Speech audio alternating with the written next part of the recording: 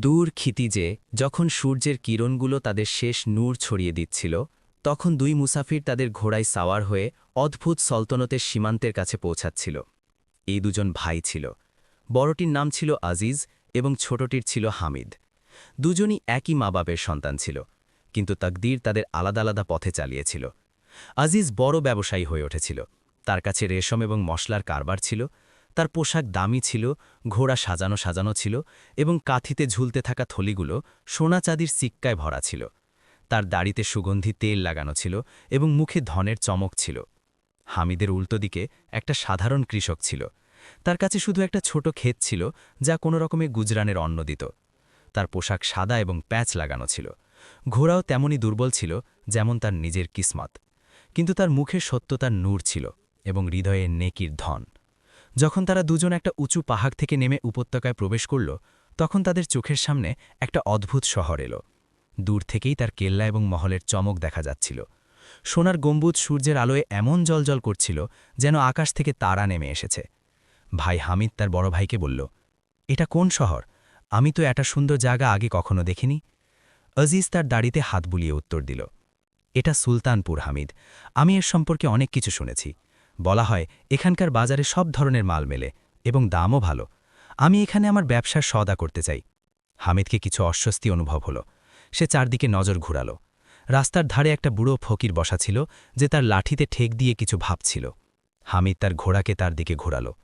এই বুজুর্গ, হামিদ শ্রদ্ধায় বলল, আল্লাহ আপনাকে সালামাত রাখুন। যারা আমাদের এই শহর সম্পর্কে কিছু বলুন। বুড়ো ফকির ধীরে তার চোখ খুলল। তার নজরে একটা অদ্ভুত যন্ত্রণা ছিল। সে হামিদকে মাথা থেকে পা পর্যন্ত দেখল, তারপর আজিজকে দেখল এবং একটা লম্বা নিঃশ্বাস নিল। ব্যাটা, সে বলল, তোমরা কোথায় যাচ্ছ? আমরা সুলতানপুর যাচ্ছি বাবা, আজিজ বলল। সেখানে ব্যবসা করার ইরাদা আছে। ফকির তার লাঠি মাটিতে পিটিয়ে বলল, এ নাদান মুসাফিররা, কি তোমরা জানো না এটা কেমন শহর? এটা কোনো সাধারণ শহর না, বরং এমন একটা জায়গা যেখানে মানুষের দাম তার হৃদয় থেকে না, বরং তার পকেট থেকে নির্ধারিত হয়। কি মানে? হামিদ জিজ্ঞাসা করল। বুড়ো তার চোখে জল ভরে বলল, এখানকার বাদশাহ সুলতান জহিরুদ্দিন একটা জালিম এবং নির্মম শাসক। সে একটা অদ্ভুত কানুন বানিয়েছে। প্রত্যেক ব্যক্তি যে এই শহরে প্রবেশ করতে চায়, তার কাছে কমপক্ষে 1000 সোনার সিক্কা থাকতে হবে। যদি কারো কাছে এই রকম না থাকে, তাহলে তাকে হয় দেশ নিকালা দেওয়া হয়, বা তাহলে তাকে কয়েদখানায় ঢোকানো হয় এবং জীবনভর গোলামের মতো কাজ করতে হয়। হামিদের নিঃশ্বাস বন্ধ হয়ে গেল। সে তার ভাইয়ের দিকে তাকাল। উজিজের মুখে কোনো চিন্তা ছিল না। বাবা উজিজ হাসতে হাসতে বলল, শুকর আল্লাহর যে আমার কাছে তো অনেক ধন আছে, আমি আরামে এই শহরে থাকতে পারি। কিন্তু হামিদের ফিকর বাড়তে লাগল। তার কাছে তো কোনো রকমে 50 সিক্কা হবে, যা সে তার পুরো জীবনের উপার্জন থেকে সঞ্চয় করেছিল। ফকির হামিদের চিন্তা বুঝতে পারল। সে বলল, বেটা, তোমার মুখে যে চিন্তা আছে সেটা আমাকে স্পষ্ট দেখা যাচ্ছে। যদি তোমার কাছে সেই ধন না থাকে, তাহলে আমার নসিহত মানো এবং এখান থেকে ফিরে যাও। এই শহর তোমার জন্য না। অজিজ মাঝে মোড় টুকল, আরে বাবা, আপনি অপ্রয়োজনীয় কথায় আমার ভাইকে ভয় দেখাচ্ছেন। হামিদ আমার সাথে আছে, আমি তার সাহায্য করব। আমার কাছে অনেক ধন আছে। ফকির মাথা নাড়ল, যুবক, ধন সবসময় সাথে থাকে না। আজ তোমার কাছে আছে, কাল কারো কাছে হতে পারে, এবং এই শহরে এক পলে ধনী ফকির হয়ে যেতে পারে। কিন্তু অজিজ তার কথাকে হাওয়ায় উড়িয়ে দিল। চলো হামিদ, সে বলল, আমাদের দেরি হয়ে যাচ্ছে। আমাকে শহরে পৌঁছে একটা ভালো সরাইতে থাকতে হবে। হামিদের হৃদয়ে এখনও সন্দেহ ছিল। সে ফকিরকে বলল, বাবা, আপনি এটা বলুন যে এই কানুনে কোনো ছাড় আছে? ফকির উত্তর দিল, কোনো না বেটা। সুলতানের মনে হয় যে গরিবই একটা রোগ, এবং রোগী লোক তার শহরকে খারাপ করে। তার হিসেবে শুধু ধনী লোকই শরীফ এবং যোগ্য হয়। কিন্তু এটা তো খুব জুলুম, হামিদ বলল। মানুষের কদর তার আমল থেকে হওয়া উচিত, তার ধন থেকে না। ঠিক বলছ বেটা, ফকির বলল, কিন্তু এই শহরে তোমার সত্যতার কোনো দাম নেই। এখানে শুধু সোনা বলে। অজিজ অধৈর্য হয়ে বলল, হামিদ, বাস করো। বাবা, শুক্রিয়া আপনার নসিহতের জন্য, কিন্তু আমরা আমাদের সফর চালিয়ে যাব। এটা বলে অজিজ তার ঘোড়াকে হাঁক দিল এবং শহরের দিকে এগিয়ে চলল। হামিদ আরেকবার ফকিরের দিকে তাকাল। বুড়োর চোখে একটা নীরব দোয়া ছিল। আল্লাহ তোমাকে সালামত রাখুন বেটা, ফকির বলল, এবং মনে রেখো, আসল ধন হৃদয়ে থাকে, পকেটে না। হামিদ মাথে ঝুঁকিয়ে সালাম করল এবং তার ভাইয়ের পিছনে চলে গেল, কিন্তু তার হৃদয় ভারী ছিল। প্রত্যেক কদমের সাথে তাকে মনে হচ্ছিল যেন সে কোনো বিপজ্জনক জায়গার দিকে এগিয়ে যাচ্ছে। যতই তারা শহরের কাছে আসতে লাগল, সুলতানপুরের শানো শৌকত আরও বেশি দেখা যেতে লাগল।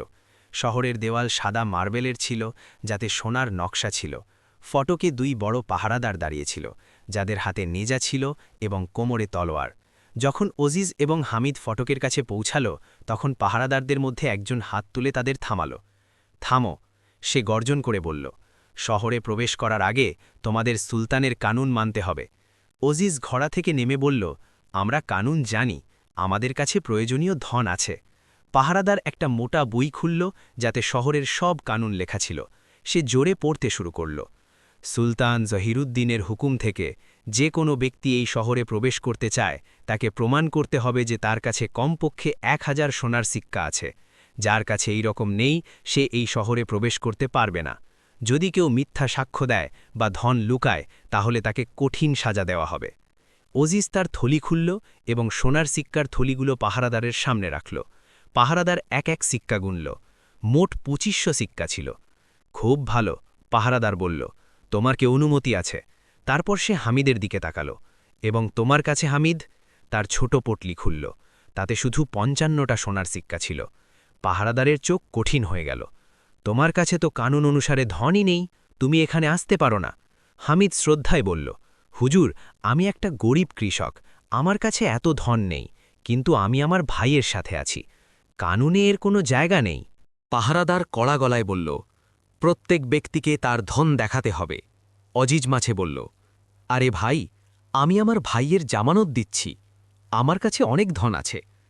পাহারাদার মাথা নাড়ল, মাফ করুন হুজুর, কিন্তু কানুন খুব স্পষ্ট, প্রত্যেক ব্যক্তির নিজের ধন থাকতে হবে, জামানত থেকে কাজ চলবে না।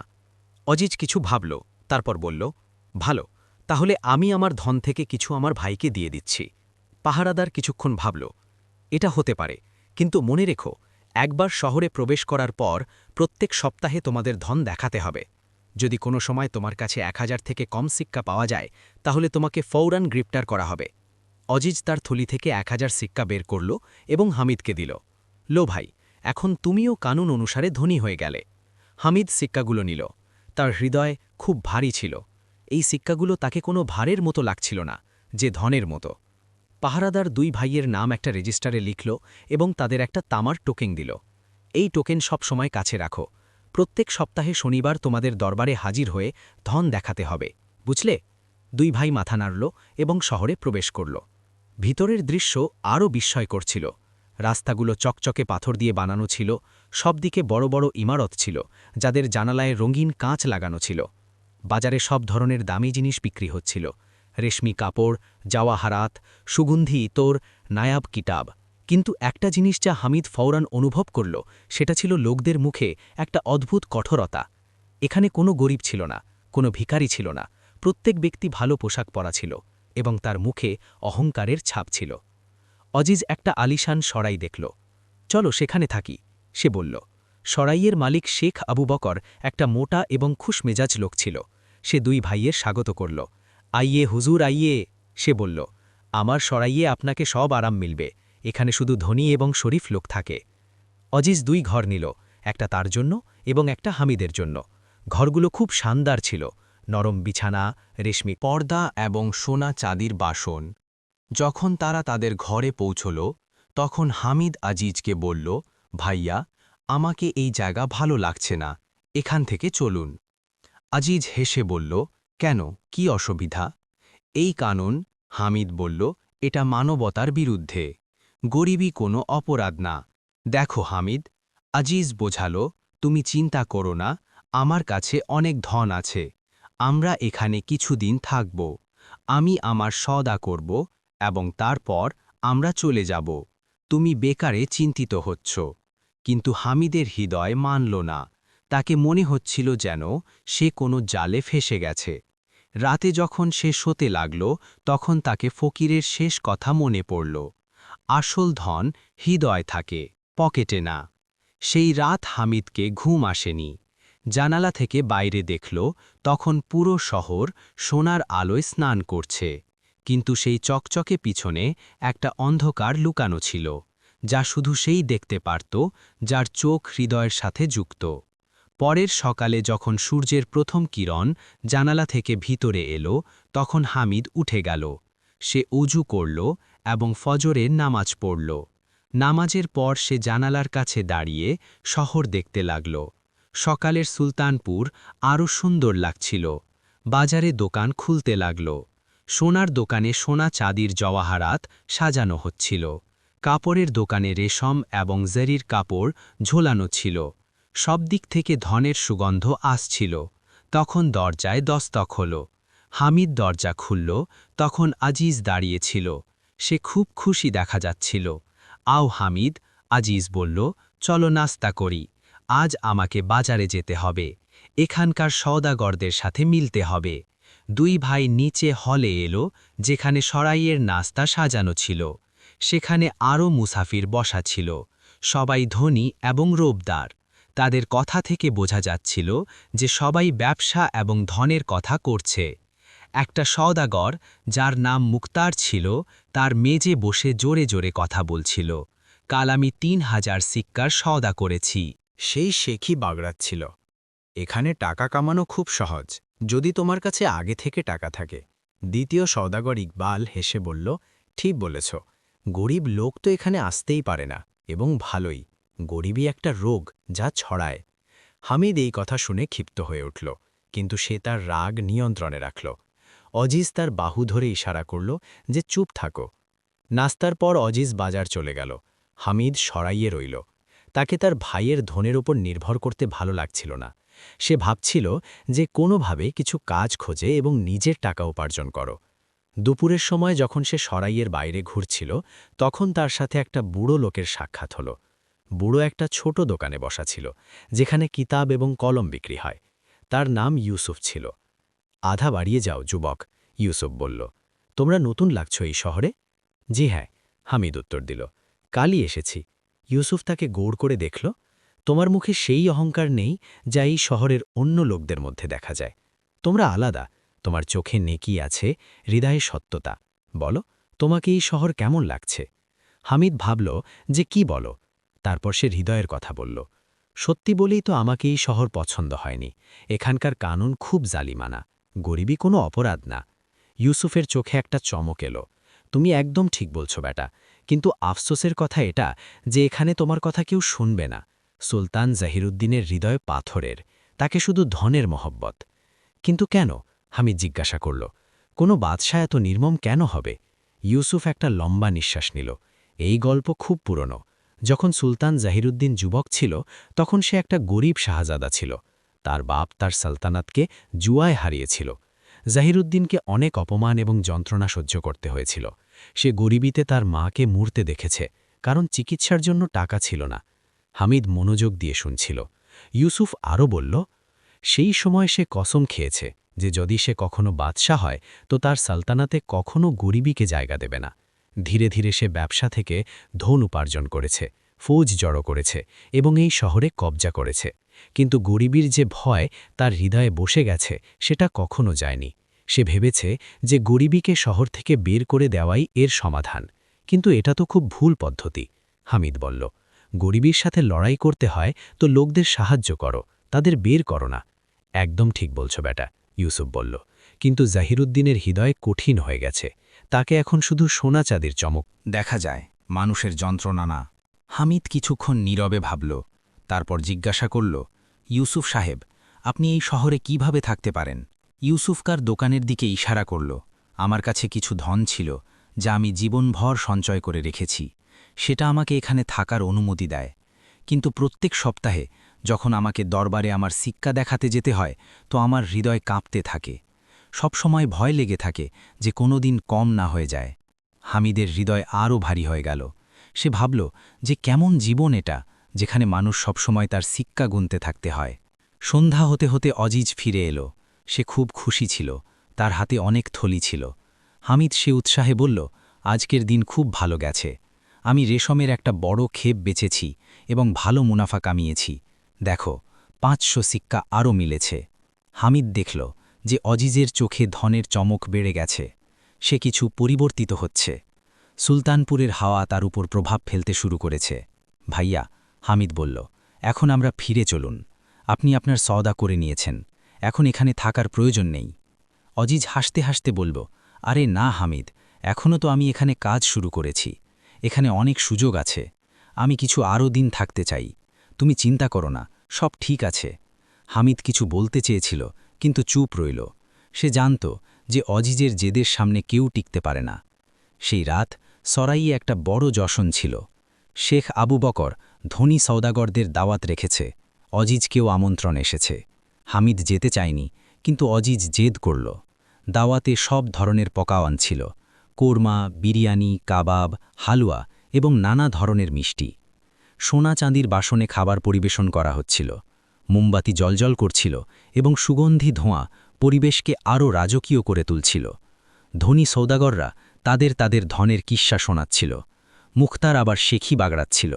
আমার কাছে এখন ৫,০০০ সিক্কা আছে, সে বলল। আমি ভাবছি যে একটা বড় মহল কিনি। ইকবাল বলল, আমি তো গত মাসে ২ গোলাম কিনেছি, খুব সস্তায় মিলেছে।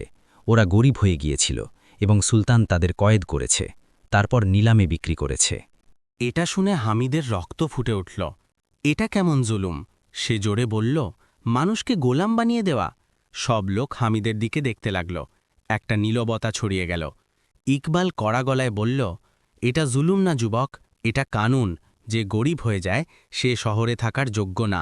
তাকে হয় বের করে দেওয়া হয় বা সে গোলাম হয়ে কাজ করে যাতে তার কর্জ চুকাতে পারে।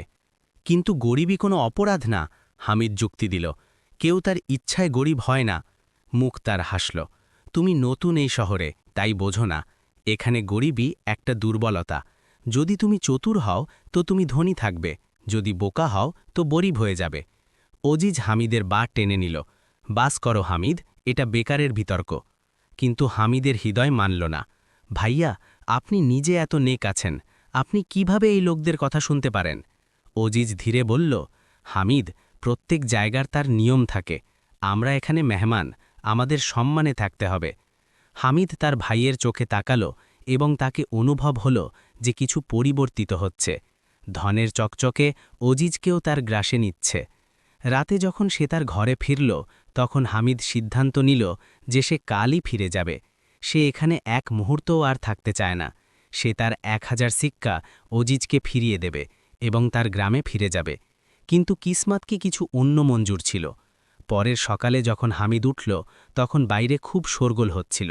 সে তাড়াতাড়ি ঘর থেকে বেরিয়ে দেখল যে সরায়ে সুলতানের সিপাহী এসেছে। শেখ আবু বক্কর চিন্তিত দেখা যাচ্ছিল। কি হয়েছে? হামিদ জিজ্ঞাসা করল। রাতে ডাকাত এসেছিল, শেখ বলল। কিছু ঘরে চুরি হয়েছে। হামিদের হৃদয় ধক করে থেমে গেল।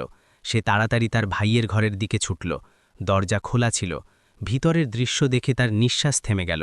ঘর তছনছ ছিল, সিন্দুক ভাঙ্গা ছিল, কাপড় এদিক ওদিক ছড়ানো ছিল, এবং সবচেয়ে বিপজ্জনক কথা, সেই থলিগুলো যাতে অজিজের সোনার সিক্কা ছিল গায়েব ছিল। অজিজ মেঝে বসে মাথা ধরে কাঁদছিল। সব চলে গেল হামিদ, সব কিছু লুট হয়ে গেল। হামিদ ঘাবড়ে কাছে গেল। ভাইয়া, কি হয়েছে? অজিজ কাপা গলায় বলল, রাতে আমাকে না জানি কখন ঘুম এসে গেল। যখন সকালে উঠলাম তখন দেখলাম যে আমার সব সিক্কা চুরি হয়ে গেছে। পুরো ২,০০০ সিক্কা, শুধু সেই ৫০০ বাকি আছে, যা আমি কাল কামিয়েছি এবং যা আমি আলাদা লুকিয়ে রেখেছিলাম। হামিদের পায়ের নিচে মাটি সরে গেল। ৫০০ সিক্কা, এটা তো কানুন অনুসারে যথেষ্ট না। অজিজকে কমপক্ষে ১,০০০ সিক্কা চাই। সিপাহীদের সর্দার, যার নাম নাসির ছিল, ঘরে এলো। সে চারদিকে নজর ঘোরাল এবং তারপর একটা রেজিস্টার খুলল। আপনার নাম? সে অজিজকে জিজ্ঞাসা করল। অজিজ, সে কাঁপতে কাঁপতে বলল। নাসির রেজিস্টারে দেখল। আপনার কাছে কত সিক্কা ছিল? ২,৫০০, অজিজ উত্তর দিল। এবং এখন শুধু ৫০০ বাকি আছে। নাসিরের চোখ কঠিন হয়ে গেল। তো আপনি কানুন অনুসারে এখন এই শহরে থাকতে পারবেন না। অজিজের গলায় অনুনয় এলো। কিন্তু হুজুর, আমার সিক্কা চুরি হয়ে গেছে, এটা আমার ভুল না। কানুনে কোনো মাফি নেই, নাসির কঠোরতায় বলল। চুরি হোক বা কোনো অন্য কারণ, যদি আপনার কাছে ১,০০০ থেকে কম সিক্কা থাকে তো আপনি অপরাধী। কিন্তু এটা তো খুব জুলুম, হামিদ চেঁচিয়ে উঠল। নাসির হামিদের দিকে তাকাল। তুমি কে? আমি এনের ভাই। নাসির তার রেজিস্টার আবার দেখল। হামিদ, হ্যাঁ, তোমার কাছে 1000 সিক্কা রেজিস্টার্ড, তুমি নিরাপদ। কিন্তু তোমার ভাই কানুন ভঙ্গকারী। তো তার কি সাজা হবে? হামিদ জিজ্ঞাসা করল। তাকে ফৌরন গ্রেফতার করা হবে, নাসির বলল। তারপর সুলতানের দরবারে পেশ করা হবে। সেখানে সিদ্ধান্ত হবে যে তাকে দেশ নিকালা দেওয়া হবে বা গোলাম বানিয়ে কর্জ চুকানোর জন্য কাজ করানো হবে। অজিজ নাসিরের পায়ে পড়ে গেল। হুজুর, রহম করুন, আমাকে কিছু সময় দিন, আমি আবার ধন কামিয়ে নেব। সম্ভব না, নাসির বলল। সিপাহী, এটাকে গ্রেফতার করো। 2 সিপাহী এগিয়ে এলো এবং অজিজের হাতে বেরি লাগাতে লাগল। হামিদের হৃদয় ফেটে যাচ্ছিল। থামুন, হামিদ জোরে বলল। আমি আমার সিক্কা দিয়ে দিচ্ছি, আমার কাছে 1000 আছে, সেগুলো আমার ভাইকে দিয়ে দিন। নাসির মাথা নাড়ল। এমন হতে পারে না, প্রত্যেক ব্যক্তির কাছে তার সিক্কা থাকতে হবে। তুমি তোমার সিক্কা দিতে পারো না। কিন্তু এটা তো আমারই সিক্কা, হামিদ যুক্তি দিল। আমার ভাই আমাকে দিয়েছে। সেই কথা আলাদা, নাসির বলল। একবার তোমাকে মিলে গেল তো এখন সেগুলো তোমার, তুমি তাদের ফিরিয়ে দিতে পারো না। হামিদ বুঝল যে কানুনের জাল কত মজবুত। সব দিক থেকে পথ বন্ধ ছিল। অজিজকে তুলে নিয়ে যাওয়া হতে লাগল। হামিদ তার পিছনে ছুটল। ভাইয়া, ঘাবড়াবেন না, আমি আপনাকে অবশ্যই বাঁচাব। অজিত চোখের জলে ভরা চোখে বলল। হামিদ, তুমি এখান থেকে চলে যাও, এই শহরের থেকো না, আমি ভুল করেছি যে এখানে এসেছি। সিপাহী অজিজকে একটা বন্ধ গাড়িতে বসিয়ে নিয়ে গেল। হামিদ অসহায় দাঁড়িয়ে দেখছিল। শেখ আবু বকর কাছে এলো। খুব আফসোসের কথা, সে বলল, কিন্তু কানুন তো কারণ। হামিদ রাগে তার দিকে তাকাল। তোমার সরায়ে চুরি হয়েছে এবং তোমাকে কোনো পরোয়া নেই। শেখ অসতর্কতায় বলল, মেহমান তার জিনিস নিজে সামলায়, আমি কি করব? হামিদ বুঝল যে এখানে কাউকে কারো পরোয়া নেই, সবাইকে শুধু তার ধনের ফিকর। সে তার ঘরে গেল এবং ভাবতে লাগল যে কি করে। তার কাছে 1000 শিক্ষা ছিল, কিন্তু সে অজিজকে দিতে পারে না। অজিজের কাছে 500 শিক্ষা ছিল, যা জব্দ হয়ে গেছে। তখন তাকে মনে পড়ল, কানুন বলে যে প্রত্যেক ব্যক্তির কাছে তার শিক্ষা থাকতে হবে। কিন্তু যদি কোনো নতুন সওদা করে শিক্ষা কামায়, তো হামিদকে একটা উপায় সূচিত হল। সে তাড়াতাড়ি নিচে গেল এবং ইউসুফের দোকানে পৌঁছাল। ইউসুফ সাহেব, সে বলল, আমাকে আপনার সাহায্য চাই। ইউসুফ তার চিন্তা দেখল। কি হয়েছে বেটা? হামিদ সব কথা বলল। ইউসুফ দুঃখে মাথা নাড়ল। আমাকে কাজ চাই, হামিদ বলল। আমাকে শিক্ষা কামাতে হবে যাতে কোনোভাবে আমার ভাইকে বাঁচাতে পারি। ইউসুফ বলল, বেটা, কাজ তো মিলতে পারে, কিন্তু 1000 শিক্ষা কামানো সহজ না, এতে মাস লাগবে। কোনো ব্যাপার না, হামিদ বলল, আমি কিছু করতে প্রস্তুত। ইউসুফকে হামিদের লগন দেখে করুণা এলো। ভালো, শোনো, সে বলল, শহরের বাইরে একটা খনি আছে যেখানে পাথর ভাঙার কাজ হয়, সেখানে ভালো মজুরি মেলে, তুমি সেখানে যেতে পারো। কত শিক্ষা মিলবে? হামিদ জিজ্ঞাসা করল। 10 শিক্ষা রোজ, ইউসুফ বলল, কিন্তু কাজ খুব কঠিন। হামিদ হিসাব করল। 10 শিক্ষা রোজ মানে 1000 শিক্ষার জন্য 100 দিন, 3 মাসের বেশি চলবে। হামিদ বলল, আমাকে কাজ চাই। ইউসুফ তার হাত ধরল। বেটা, তুমি সত্যিকারের মানুষ, আল্লাহ তোমার সাহায্য করুন। সেই সন্ধ্যায় হামিদ খনিতে গেল। সেখানকার মালিক খালিল একটা কঠিন মেজাজের লোক ছিল। কাজ করবে? সে হামিদকে জিজ্ঞাসা করল। জি। হ্যাঁ, হামিদ বলল। দেখো, কাজ সহজ না। খালিল বলল, সকাল থেকে সন্ধ্যা পর্যন্ত পাথর ভাঙতে হবে এবং হ্যাঁ, মজুরি সপ্তাহের শেষে মিলবে। কোনো ব্যাপার না, হামিদ বলল। পরের দিন থেকে হামিদ খনিতে কাজ শুরু করল। সকালে যখন অন্ধকারই হয় তখন সে বেরিয়ে যেত এবং সন্ধ্যায় ডুবে যাওয়া সূর্যের সাথে ফিরত। তার হাতে ফোসকা পড়ে গেল, কোমর ব্যথা করতে লাগল, কিন্তু সে হিম্মত হারায়নি। প্রত্যেক সন্ধ্যায় যখন সে সরাই ফিরত তখন ইউসুফের সাথে মিলত। ইউসুফ তাকে হওসলা দিত এবং অজিজের খবরও বলত। অজিজকে সুলতানের কয়েদে রাখা হয়েছে, এখনও তার সিদ্ধান্ত হয়নি, কারণ সুলতান কোনো অন্য কাজে ব্যস্ত। 1 সপ্তাহ কেটে গেল। হামিদকে 70 সিক্কা মিলল। সে তাদের সামলে রাখল। দ্বিতীয় সপ্তাহ এমনই কাটল। এখন তার কাছে 140 সিক্কা হয়ে গেল। কিন্তু একদিন যখন সে খনি থেকে ফিরছিল তখন তাকে রাস্তায় কিছু লোক মিলল। তারা ক্ষুধার্ত এবং তৃষ্ণার্ত লাগছিল। তাদের মধ্যে একটা মহিলা ছিল যার কোলে ছোট শিশু ছিল। ভাইয়া, মহিলা অনুনয় করে বলল, আমাদের খাবার দাও, আমরা 3 দিন ধরে ক্ষুধার্ত। হামিদ থেমে গেল। তোমরা কে? আমরা এই শহরের বাসিন্দা ছিলাম, একটা লোক বলল, কিন্তু আমাদের সিক্কা কম হয়ে গেল, তো আমাদের বের করে দেওয়া হয়েছে। এখন আমরা বেঘর। হামিদের হৃদয় গলে গেল। সে তার পকেট থেকে 5 সিক্কা বের করল এবং তাদের দিল। লো, এটা খাবার কেন? মহিলা তার পা ছুঁয়ে নিল। আল্লাহ তোমাকে সালামত রাখুন বেটা। হামিদ এগিয়ে গেল, কিন্তু তার হৃদয় ভারী ছিল। সে ভাবছিল যে কত লোক এই জালিম কানুনের কারণে যন্ত্রণা ভোগ করছে। এমনই দিন কাটতে লাগল। হামিদ মেহনত করতে থাকল। কখনো রাস্তায় কোনো দরকারিকে সাহায্য করতে হয় তো সে তার সিক্কা থেকে দিয়ে দিত। এতে তার সঞ্চয় ধীর হয়ে গেল, কিন্তু তাকে পরোয়া ছিল না। 2 মাস কেটে গেল। হামিদের কাছে এখন 800 সিক্কা হয়ে গেল। এখনও 200 চাই। কিন্তু তখন একটা মুসিবত এলো। সুলতান ঘোষণা করল যে পরের সপ্তাহে সব কয়েদির সিদ্ধান্ত শোনানো হবে। যাদের গোলাম বানানো হয়েছে তাদের নিলামে বিক্রি করা হবে। ইউসুফ যখন হামিদকে এই কথা বলল তখন তার হুঁশ উড়ে গেল। কিন্তু আমার কাছে এখনও পুরো সিক্কা নেই। হামিদ বলল, আমাকে আরও সময় চাই। বেটা ইউসুফ বলল, সুলতান কাউকে সময় দেয় না। যদি তোমার ভাইকে গোলাম বানিয়ে বিক্রি করে দেওয়া হয় তো তাহলে তাকে ছাড়ানো খুব কঠিন হবে। হামিদ তার মাথা ধরে নিল। তো এখন আমি কি করব? ইউসুফ কিছু ভাবল। একটা পথ আছে, কিন্তু খুব বিপজ্জনক। কোনটা? হামিদ জিজ্ঞাসা করল। তুমি সুলতানের সাথে মুলাকাতের অনুরোধ দিতে পারো। ইউসুফ বলল, যদি সে তোমার কথা শুনে নেয় তো হয়তো তোমার ভাইকে কিছু সময় মিলবে। কিন্তু সুলতান তো খুব জালিম। হামিদ বলল, সে কেন শুনবে? সে শুনবে না। ইউসুফ বলল, কিন্তু চেষ্টা তো করা যায়। হামিদ সিদ্ধান্ত নিল। সে পরের দিন দরবারে গিয়ে সুলতানের সাথে মিলার অনুরোধ দিল, কিন্তু তাকে উত্তর মিলল যে সুলতান সাধারণ লোকের সাথে মিলেন না। হামিদ নিরাশ হয়ে গেল। সে তার ঘরে বসে ভাবছিল যে এখন কি করো। তখন তাকে একটা উপায় সূচিত হল। পরের দিন যখন সুলতান তার মহল থেকে বাইরে বেরিয়ে এলো তখন হামিদ রাস্তায় দাঁড়িয়ে গেল। সুলতানের সাওয়ারি এগিয়ে যাচ্ছিল। চারদিকে সিপাহী ছিল। এ সুলতান, এ আলিশান! হামিদ জোরে গলা তুলল, আমাকে ইনসাফ চাই। সিপাহীরা তাকে ধরার চেষ্টা করল, কিন্তু সুলতান হাত তুলে থামাল। সে তার সাওয়ারি থামাল এবং জানালা থেকে বাইরে দেখল। কে তু? সুলতান জহিরুদ্দিন জিজ্ঞাসা করল।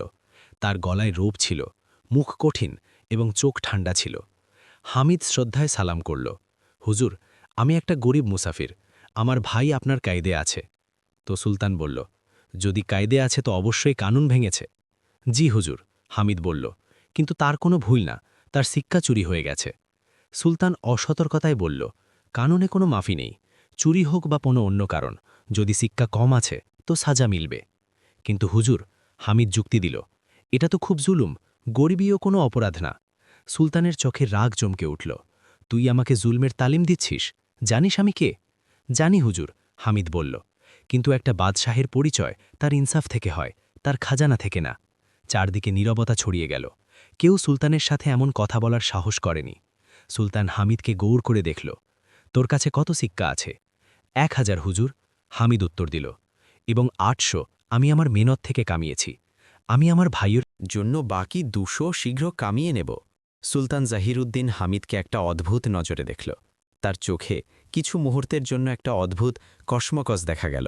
তারপর সে কঠিন গলায় বলল, তোর মেহনত থেকে আমাকে কোনো ফরক পড়ে না। কানুন সবার জন্য সমান। তোর ভাই গরিব হয়ে গেছে তো তার সাজা মিলবে। কিন্তু হুজুর, হামিদ সাহস জুটিয়ে বলল, যদি মেহনত থেকে ধন কামানো যায় তো তাহলে কেন না প্রত্যেক গরিবকে এই সুযোগ দেওয়া হয়? কেন তাকে ফওরান গোলাম বানিয়ে দেওয়া হয়? সুলতানের মুখে রাগ স্পষ্ট দেখা যাচ্ছিল। তো খুব কথা বলিস। সিপাহী, এটাকে এখান থেকে সরাও। 2 সিপাহী এগিয়ে এলো। কিন্তু তখন সুলতানের ওজির ইমতিয়াজ মাঝে বলল, হুজুর, যারা থামুন। এই যুবক কিছু আলাদা লাগছে। হয়তো এর সাথে কথা বলা উপকারী হবে। সুলতান ওজিরের দিকে তাকাল। ওজির ইমতিয়াজ একটা বুদ্ধিমান এবং অভিজ্ঞ লোক ছিল। সুলতান তার রায়ের কদর করত। ভালো, সুলতান বলল, তোকে এত জাকিন তোর কথায়? জি হুজুর, হামিদ বলল। সুলতান এক মুহূর্ত ভাবল, তারপর বলল, ভালো, শোন, আমি তোকে একটা সুযোগ দিচ্ছি। তুই বলছিস যে মেহনত থেকে ধন কামানো যায়, তো প্রমাণ করো। কিভাবে হুজুর? হামিদ জিজ্ঞাসা করল। তোকে 10 দিনের সময় দিচ্ছি, সুলতান বলল। যদি তুই এই 10 দিনে তোর ভাইয়ের জন্য 1000 সিক্কা জুটাতে পারিস তো আমি তোর ভাইকে আজাদ করে দেব। কিন্তু যদি তুই নাকাম হোস তো তোর ভাই সব সময়ের জন্য গোলাম বানিয়ে দেওয়া হবে। এবং হ্যাঁ, একটা শর্ত আর, তোকে তোর কাছে 1000 সিক্কা আমাকে রেহেন রাখতে হবে। তুই তোর মেহনত থেকেই সিক্কা কামাবি। হামিদের নিঃশ্বাস থেমে গেল। এটা তো খুব কঠিন শর্ত ছিল। 10 দিনে 1000 সিক্কা? খনিতে তো 10 দিনে শুধু 100 সিক্কাই মেলে। হুজুর, এটা অসম্ভব, হামিদ বলল। সুলতান হাসল, একটা ঠান্ডা নির্মম হাসি। তো তোর কথা মিথ্যা? তুই বলছিস মেহনত থেকে ধন মেলে, কিন্তু নিজে কামাতে পারিস না। হামিদ বুঝল যে এটা একটা ফাঁদ। সুলতান তাকে নাকাম দেখতে চায়, যাতে প্রমাণ হয় যে গরিবই সত্যি একটা দুর্বলতা। কিন্তু হামিদের কাছে কোনো অন্য চারা ছিল না। ভালো হুজুর, সে বলল, আমি কবুল করছি। সুলতান ওজিরকে হুকুম দিল, এর 1000 সিক্কা নিয়ে নাও এবং নিরাপদ রাখো। 10 দিন পর যদি এটা 1000 সিক্কা নিয়ে আসে তো এর ভাইকে ছাড়িয়ে দেওয়া হবে, না তো 2 ভাই গোলাম হয়ে যাবে। হামিদের হৃদয়ে একটা ঠান্ডা দৌড়ে গেল। এখন তো তার নিজের আজাদিও দাবে লেগে গেল। সিপাহীরা হামিদ থেকে তার সব সিক্কা নিয়ে নিল। এখন তার কাছে একটাও সিক্কা বাকি ছিল না। সুলতানের সাওয়ারি এগিয়ে গেল। হামিদ সেখানেই দাঁড়িয়ে রইল, খালি হাত, খালি পকেট। ইউসুফ যখন এইসব ঘটনা শুনল তো সে তার মাথা ধরে নিল। হায় আল্লাহ, তুমি কি করে দিয়েছ হামিদ? 10 দিনে 1000 সিক্কা! এটা তো সুলতান তোমাকে জেনে বুঝে ফাঁসিয়েছে। আমাকে জানা, হামিদ বলল, কিন্তু আমার কাছে অন্য কোনো পথ ছিল না। এখন তুমি কি করবে? ইউসুফ জিজ্ঞাসা করল। হামিদ আকাশের দিকে তাকালো। মেহনত করব, দিন রাত কাজ করব, কোনো না কোনোভাবে সিক্কা জুটাব। ইউসুফ দুঃখে মাথা নাড়ল। বেটা, খুনিতে 10 দিনে শুধু 100 সিক্কা মিলবে, তোমাকে 10 গুণ বেশি চাই। তো আমি 10 জায়গায় কাজ করব, হামিদ বলল। সেই রাত হামিদ ভাবল এবং পরিকল্পনা বানালো। সে সিদ্ধান্ত নিল যে সে সব ধরনের কাজ করবে। খনিতে পাথর ভাঙা, বাজারে জিনিস বয়ে নেওয়া, দোকানে সাহায্য করা, রাতে পাহারাদারি করা। পরের সকাল থেকে সে তার অভিযান শুরু করল। সকাল 4টে বাজে উঠে সে খনিতে চলে যেত। সেখানে সকাল থেকে দুপুর পর্যন্ত কাজ করত। তারপর দৌড়ে বাজারে আসত এবং দোকানে জিনিস বয়ে নেওয়ার কাজ করত। সন্ধ্যায় রাতের পাহারাদারের কাজ মিলে যেত। প্রথম দিন তাকে মোট 25 সিক্কা মিলল। সে ক্লান্ত হয়ে গেল, তার হাড় ব্যথা করছিল, কিন্তু সে হিম্মত হারায়নি। দ্বিতীয় দিন সে আরও মেহনত করল। সকাল 3টে বাজে উঠে গেল, 1 ঘন্টা আগে খনিতে পৌঁছালো, বেশি পাথর ভাঙল। তারপর বাজারে 3 দোকানে কাজ করল। সেই দিন 30 সিক্কা মিলল। তৃতীয় দিন যখন সে খনিতে কাজ করছিল তখন তাকে একটা অদ্ভুত জিনিস দেখা গেল। পাথরের মধ্যে কিছু চমকাচ্ছিল। সে কাছে থেকে দেখল তো দেখল যে সেটা একটা ছোট সোনার টুকরো। হামিদের হৃদয় দ্রুত ধড়কতে লাগল। সে চারদিকে দেখল, কেউ দেখছে না। সে সেই সোনার টুকরো তুলতে পারত এবং তাকে বেচে ভালো টাকা মিলতে পারত। কিন্তু তারপর তাকে মনে পড়ল এটা খনির সোনা, তার না। যদি সে এটাকে নিয়ে যায় তো এটা চুরি হবে। সে ফৌরান খালিলকে ডাকল। সাহেব দেখুন, এখানে সোনা মিলেছে। খালিল বিস্মিত হয়ে গেল। তুমি আমাকে বললে তুমি এটাকে লুকাতে পারতে, কিন্তু এটা আমার না। হামিদ বলল, এটা আপনার খনির। খালিল হামিদকে দেখল। তার চোখে একটা নতুন সম্মান এলো। তুমি ইমানদার হামিদ, খুব কম লোক এমন হয়। সে ভাবল এবং তারপর বলল, ভালো, শোনো, আমি তোমাকে ইনাম দিচ্ছি। এই সোনা বেচে যে টাকা আসবে তার অর্ধেক তোমার। সোনা বিক্রি হল এবং তাতে 200 সিক্কা মিলল। খালিল 100 সিক্কা হামিদকে দিল। হামিদের খুশির ঠিকানা রইল না। এখন তার কাছে তৃতীয় দিনের শেষে 155 সিক্কা হয়ে গেল, কিন্তু এখনও অনেক কম ছিল। তাকে 845 সিক্কা আর চাই। চতুর্থ দিন যখন সে বাজারে কাজ করছিল তখন একটা ধনী সওদাগর তার কাছে এলো। তার নাম হারুন ছিল। তোমার নাম কি? হারুন জিজ্ঞাসা করল। হামিদ সে উত্তর দিল, আমি তোমার সম্পর্কে শুনেছি। হারুন বলল, লোক বলে তোমরা খুব ইমানদার এবং তুমি 10 দিনে 1000 সিক্কা জুটানোর চেষ্টা করছো। জি হ্যাঁ, হামিদ বলল। হারুন কিছু ভাবল। আমার একটা কাজ আছে। আমার একটা গোডাউন আছে যেখানে মালের গণনা করতে হবে। যদি তুমি আজ রাত সেই কাজ করো তো আমি তোমাকে 50 সিক্কা দেব। 50 সিক্কা? এক রাতে? হামিদকে বিশ্বাস হল না। সত্যি? হ্যাঁ, হারুন বলল, কিন্তু কাজ কঠিন, পুরো রাত লাগবে এবং সবকিছু সঠিকভাবে গুনতে হবে। আমি করে নেব, হামিদ বলল। সেই রাত হামিদ হারুনের গোডাউনে কাজ করল। সেখানে হাজার হাজার বোড়া ছিল, যা গুনতে এবং রেজিস্টারে লিখতে হবে। হামিদ পুরো রাত বিনা থামতে কাজ করল। সকালে যখন কাজ শেষ হলো তো হারুন খুব খুশি হল। তুমি খুব ভালো কাজ করেছ হামিদ। আমি আগে অনেক লোক রেখেছিলাম, কিন্তু কেউ এত ইমানদারি এবং মেহনত করে কাজ করেনি। সে হামিদকে 50-এর জায়গায় 60 সিক্কা দিল। এই 10 সিক্কা অতিরিক্ত তোমার ইমানদারির জন্য। এখন হামিদের কাছে 215 সিক্কা হয়ে গেল, কিন্তু এখনও 885-র কম ছিল এবং শুধু 6 দিন বাকি ছিল। পঞ্চম দিন হামিদ পুরোপুরি ক্লান্ত হয়ে গেল। 3 জায়গায় কাজ করা, রাতে ঘুমানোর সময় না মেলা, খাবার ঠিকভাবে না খেতে পারা, সবকিছু তার স্বাস্থ্যে প্রভাব ফেলছিল। দুপুরে যখন সে বাজারে জিনিস বয়ে নিচ্ছিল তখন হঠাৎ তার পা হোঁচট খেল এবং সে পড়ে গেল। ভারী বোড়া তার উপর পড়ে গেল। ইউসুফ কাছ থেকে যাচ্ছিল, সে ফরন হামিদকে তুলল। হামিদ, তুমি ঠিক আছো? হামিদ হিম্মত করে দাঁড়ানোর চেষ্টা করল, কিন্তু তার মাথা ঘুরছিল। ইউসুফ তাকে তার দোকানে নিয়ে গেল এবং জল পান করালো। বেটা, তুমি তোমার জান নিয়ে খেলছ, ইউসুফ বলল। এত মেহনত থেকে তুমি অসুস্থ হয়ে পড়বে। কিন্তু আমার কাছে অন্য কোনো পথ নেই। হামিদ বলল, আমাকে আমার ভাইকে বাঁচাতে হবে। ইউসুফের চোখে আঁসু এলো। তুমি সত্যিকারের ভাই হামেদ। তোমার মহব্বত দেখে হৃদয় গলে যায়। সে কিছু ভাবল এবং তারপর বলল, শোনো, আমার কাছে কিছু সিক্কা আছে, আমি তোমাকে দিতে পারি। হামিদ ফরন মানা করে দিল। না ইউসুফ সাহেব, এটা আপনার দরকারের টাকা। আপনি প্রত্যেক সপ্তাহে দরবারে দেখান। যদি আপনার কম হয়ে যায় তো আপনাকেও মুসিবত হবে। কিন্তু বেটা না। হামিদ বলল, আমাকে আমার মেহনত থেকেই কামাতে হবে। না তো সুলতানকে উত্তর কিভাবে দেব? ইউসুফ হামিদের মাথায় হাত রাখল। আল্লাহ তোমাকে সফলতা দিন। ষষ্ঠ দিন হামিদকে আরেকটা সুযোগ মিলল। একটা ধনী জমিদার শাকিরকে তার ঘোড়াগুলোর দেখাশোনার জন্য কারোর দরকার ছিল। কেউ তাকে হামিদের নাম বলেছে। শাকির হামিদকে বলল, যদি তুমি আমার ২০ ঘোড়াকে স্নান করাও, পরিষ্কার করো এবং তাদের দেখাশোনা করো, তো আমি তোমাকে ৪০ সিক্কা দেব। হামিদ ফরান হ্যাঁ করল। সে পুরো দিন ঘোড়াগুলোর সেবায় লাগিয়ে দিল।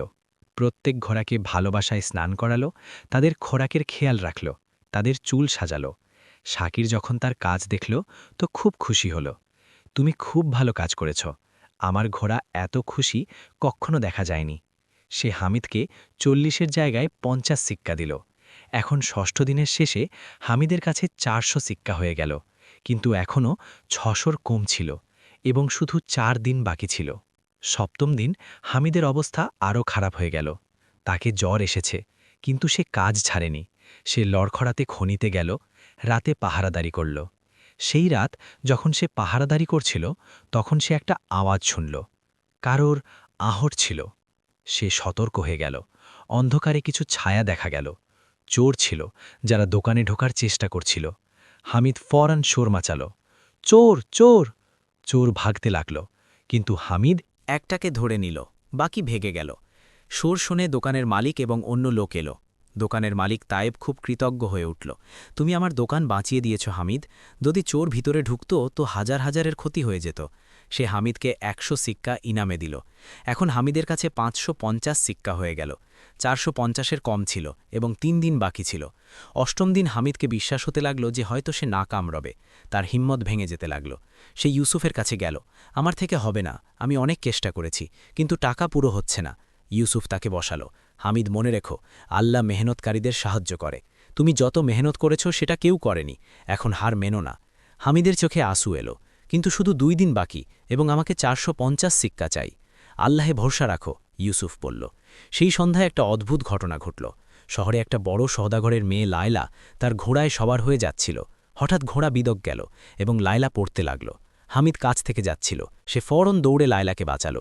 সে নিজে ঘোড়ার সামনে এসে গেল এবং তাকে নিয়ন্ত্রণ করল। লায়লা বেঁচে গেল, কিন্তু হামিদের হাতে চোট লাগল। লায়লার বাবা সর্দার অজমত এটা সব দেখছিল। সে ফৌরন সেখানে পৌঁছল। তুমি আমার মেয়ের জান বাঁচিয়েছ, অজমত বলল। আমি তোমার এহসানমান্দ। তুমি কি ইনাম চাও? হামিদ বলল, আমাকে কোনো ইনাম চাই না, আমি শুধু আমার ফর্জ নিভিয়েছি। কিন্তু অজমত জেদ করল, না, আমাকে তোমাকে অবশ্যই কিছু দিতে হবে, বলো তোমাকে কি চাই। হামিদ ভাবল। তারপর সে তার পুরো গল্প বলল, ওজিজের কায়েদ, সুলতানের শর্ত এবং ১০ দিনের মেয়াদ। অজমত সব শুনল। তার চোখে বিস্ময় ছিল। তুমি এত মেহনত করছো তোমার ভাইয়ের জন্য? জি হ্যাঁ, হামিদ বলল। অজমত তার খাজানচিকে ডাকল, এই যুবককে ৪০০ সিক্কা দাও। হামিদ অবাক হয়ে গেল, কিন্তু সাহেব, এটা তো খুব বেশি। না, অজমত বলল, তুমি আমার মেয়ের জান বাঁচিয়েছ, এটা কিছুই না তার সামনে। হামিদ সিক্কাগুলো নিল। এখন তার কাছে ৯৫০ সিক্কা হয়ে গেল। শুধু ৫০-এর কম ছিল এবং ২ দিন বাকি ছিল। নবম দিন হামিদ আবার মেহনত করল। সে সব কাজ করল। সন্ধ্যা পর্যন্ত তাকে ৩০ সিক্কা মিলল। এখন শুধু ২০-এর কম ছিল। দশম দিন সকালে হামিদ খুব চিন্তিত ছিল। তার কাছে ৯৮০ সিক্কা ছিল, ২০-এর কম ছিল এবং সন্ধে পর্যন্ত তাকে দরবারে পৌঁছতে হবে। সে খনিতে গেল এবং পুরো শক্তি দিয়ে কাজ করল। দুপুর পর্যন্ত তাকে ১০ সিক্কা মিলল। এখন শুধু ১০-এর কম ছিল। সে বাজারে ছুটল, সেখানে সে প্রত্যেক দোকানে কাজ চাইল। আখিরে একটা দোকানদার তাকে তার দোকানের সাফাই করার বলল। হামিদ খুব মেহনত করে সাফাই করল। সন্ধে হওয়ার আগে কাজ শেষ হয়ে গেল। দোকানদার তাকে ১০ সিক্কা দিল। হামিদের কাছে এখন পুরো ১,০০০ সিক্কা ছিল। তার খুশির ঠিকানা রইল না। সে ইউসুফের কাছে ছুটল। ইউসুফ সাহেব, আমি করে দেখিয়েছি, 1000 সিক্কা পুরো হয়ে গেছে। ইউসুফের চোখে খুশির আঁসু এলো। সুবহান আল্লাহ, আল্লাহ তোমার সাহায্য করেছে। হামিদ ফওরন দরবারের দিকে ছুটল। সেখানে পৌঁছতে পৌঁছতে সন্ধে হয়ে গেল। দরবারে সুলতান তখতের উপর বসা ছিল। ওজির ইমতিয়াজ এবং অন্য দরবারীরাও উপস্থিত ছিল। হামিদ শ্রদ্ধায় সালাম করল। হুজুর, আমি ফিরে এসেছি। সুলতান একটা কড়া হাসি দিল। তু বল, তুই সফল হয়েছিস বা নাকাম? হামিদ তার থলি সামনে রাখল। হুজুর, এই রয়েছে 1000 সিক্কা। আমি 10 দিনে আমার মেহনত থেকে কামিয়েছি। দরবারে নীরবতা ছড়িয়ে গেল। কাউকে বিশ্বাস হচ্ছিল না। সুলতানের মুখ কঠিন হয়ে গেল। এটা অসম্ভব, তুই অবশ্যই কোনো ধোঁকা করেছিস।